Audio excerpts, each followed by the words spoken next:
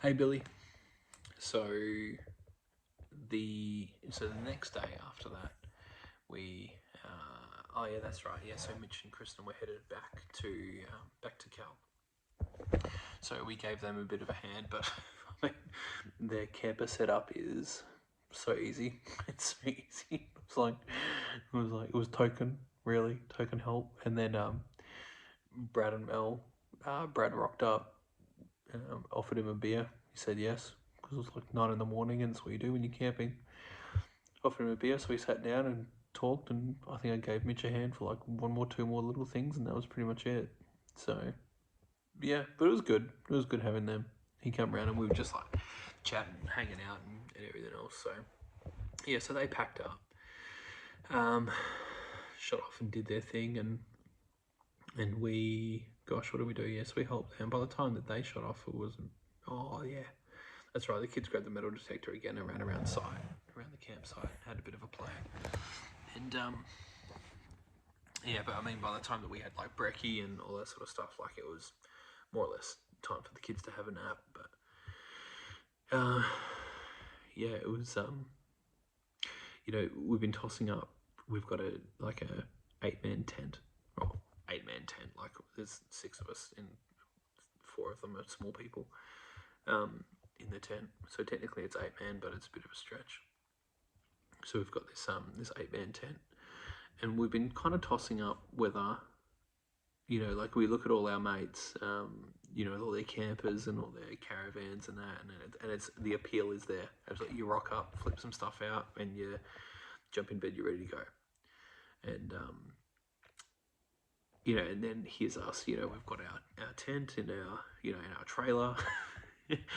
Just ram everything in the trailer. No, it's more like Jenga. Okay, I'm not just throwing shit in there, but we have to set everything up, and it's kind of like the appeal's there.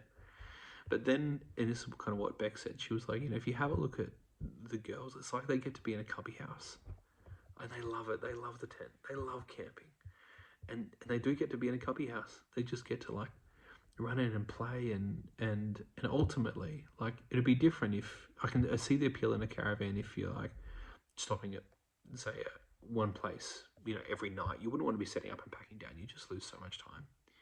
But in this instance, if you're going for like I wouldn't want to set up everything for less than 4 days. Absolute minimum 4 days is how long I'd want to be somewhere for. But if you're setting everything up, yeah, sure, you can afford the few hours, and there's something about sleeping on the ground, man. God, I slept like an absolute dream. We always sleep so good in that swag. God, it's so good. And the kids love it, and it's good. It rained a little bit. I think that's probably the only test I'm really unsure about is the rain. Really wouldn't want to be camping in the rain. But otherwise, I think we'll probably stick with the tent for quite a while. So yes. Anyway, so we helped Mitch and Kristen pack up, and well, only in theory. Mel and Brad, I think, they were planning on heading out that day. They were tossing up what they were going to do, and so the kids were having a bit of a play and run around camp while we did that, and so then we had a nap, and we were, oh yeah, that's right. So after the nap, obviously, because we lost half the day. By the time that lost half the day's gone. Sorry, is a more appropriate way to put that. So we wanted to go check out these rock pools. So at the Duke, they've got these maps, but everything's hand drawn. They must have done it before Google Maps was a thing, man, because like Google Maps is accurate at least. Anyway, so we drove out to this part of the road that we were pretty confident was where it was, and we jumped out, and I had to organise some stuff for work, and I just had some phone reception and all that sort of hoo-ha. So we're setting everything up, and we're on our way. We're starting to walk, and then we realise, well, as we're walking, I'm kind of looking at this map, and I'm like, I'm actually not sure this is the right way to these rock pools. So we kind of come back and get in phone reception again, and look up Google Maps, and I'm like, dude, we're going to be walking for like 45 minutes, and the kids are already like a bit ratty. So we were like, okay, well, let's flag that. And sorry, the kids didn't nap today. No, that's right. Yes. No, we flagged the nap that day. Yeah, that's right, because it was dicey and we were on edge with Eliza because she's so young. We weren't sure if it was going to blow up in our face, skipping naps, but we wanted to make the most of the day. So Anyway, she was having fun. It was duckies and bunnies and she was having a ball of a time.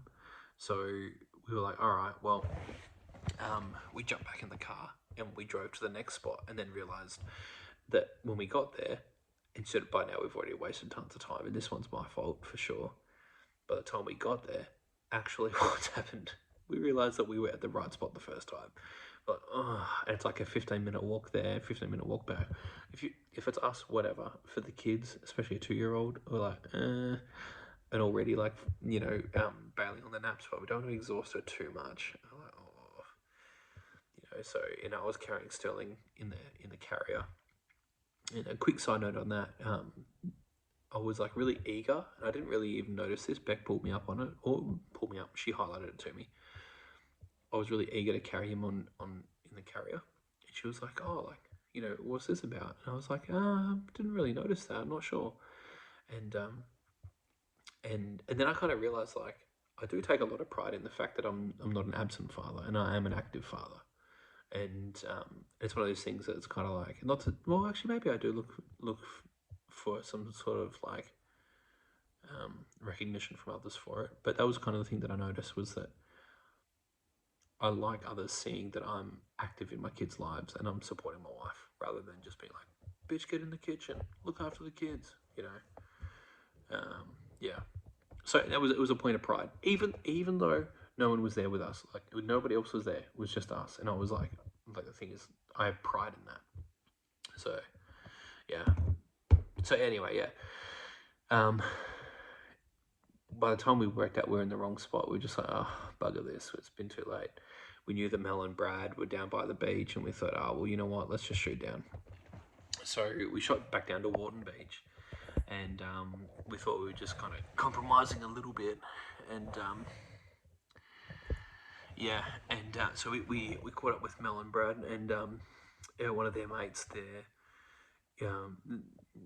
they, not to say they were standoffish, but they weren't really like, and there was nothing wrong with, like, they weren't pricks or anything, they just weren't really like engaging in the sense that they made an effort to kind of like get to know us at all. And but then the moment we started having the conversation and we met up with them, so they were down there and had this wild chat, and they told us this big story about how, like, their son had leukemia and their whole experience with that, and man, like, yeah, it's crazy. I mean, ultimately they were just like, we don't know how he did it. And I said to him, I was like, listen, on an incredibly, like, not to try and draw parallels between the two, but there's been times in our lives, whether we're working that, where we've just gone, we don't know how we're going to get through this shit, like, or how do we actually get it done? And you just do. It's the nature of human beings. Hey, like, when shit needs to get done, it gets done. If it didn't get done, it didn't need to get done. And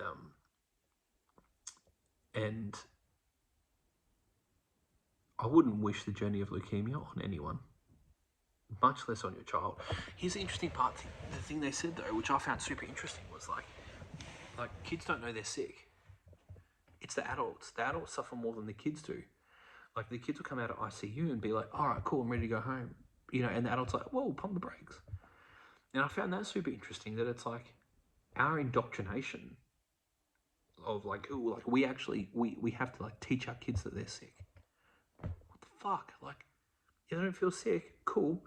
Still help them, still facilitate them, still be like, hey, listen, I would like you to put this medicine in your mouth. Why? You don't have to tell them, oh, because you're sick. Let them be, So anyway, that was a really incredible story. I spent a lot of time just like chatting with them on the beach, and excuse me. The kids had, we made some lamb, made an incredible feed. Man, it was good. cooked up a heap of lamb. Kids played in the beach and went metal detecting, and then made sandcastles and were climbing up the sand dunes, and I took Harry and this other kid that was with us, took him out into the surf, because it was actually pretty good surf out there. Took them into the surf and kind of positioned them so that they could like catch good waves, and they actually caught really good waves. And and both their parents had said to us, like, thanks heaps. Like that felt nice, like obviously giving those kids those chances or those memories, which was cool. So anyway, so they caught the waves back in on the boogie boards, and that was cool. And just spent a lot of time playing with the kids and making sandcastles and drinking and chatting, and that was pretty much it. And then we had the most, like, we get good sunsets in Kalgoorlie for sure. I think it's a memory that's going to stick with me for a very, very long time. Just the most incredible, just fire red, deep, rich, orange, purple, blue sunset just spread across the whole sky. And there's just in this bay, this whole bay, this like rocky headland, massive bay, beautiful surf, wild sunset. And all of us were just standing there watching the sunset, just going, God, it is incredible. And you just couldn't lap it up enough. Man, it was amazing. It was so crazy, so crazy. So yeah, that was a beautiful way to finish the day. Anyway, then after that we all went home. It was a bit of a mad rush because obviously now it's dark, so just loading everything into the car ASAP, shoot home and load the kids in, and kids in bed, and then it's bedtime, and that was that day. That was our last day camping.